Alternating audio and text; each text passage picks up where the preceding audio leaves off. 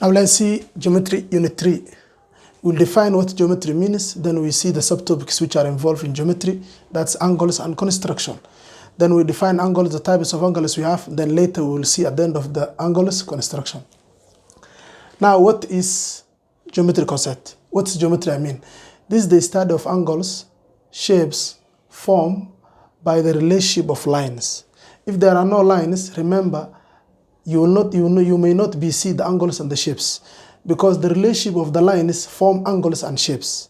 Therefore, it's very important to know that the relationship of lines, not only lines, but the surfaces and solid objects in the space.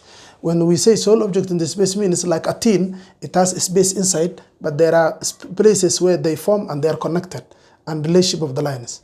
So this is the definition of geometrical set. With the topic again, we are going to see what is inside the geometrical set. We have some two subtopics which are there. These are the angles, at the same time construction.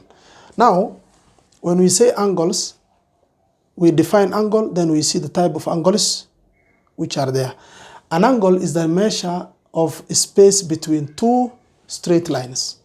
Two straight lines that join each other. For example, look here. This is a straight line, yx, or xy. Then another line which is here is zy. So where they form and come together, make an angle here. Where they form and come together, make an angle. Now this is the angle. This space is what we call the angle.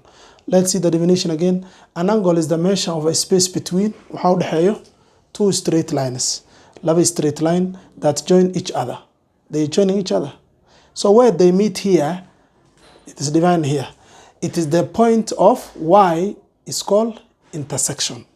Where two lines meet is called intersection. Now the line XY and ZY, they come and join to form an angle, a point known as Y. So the Y is the intersection between the two lines. Now this is the definition of an angle. Now we want to see types of angles there. When we say types of angles, there are four types of angles commonly.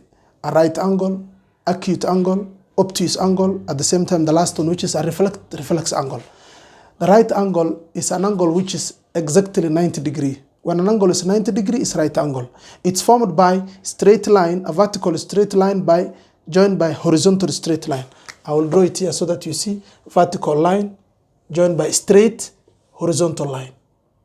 Vertical line and horizontal line. So where they form is the 90 degree.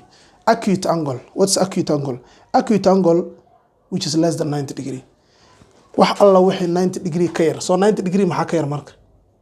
1 degree up to 89 degree inta u dhaxaysa dhan waxa la acute. Acute angle is Allah.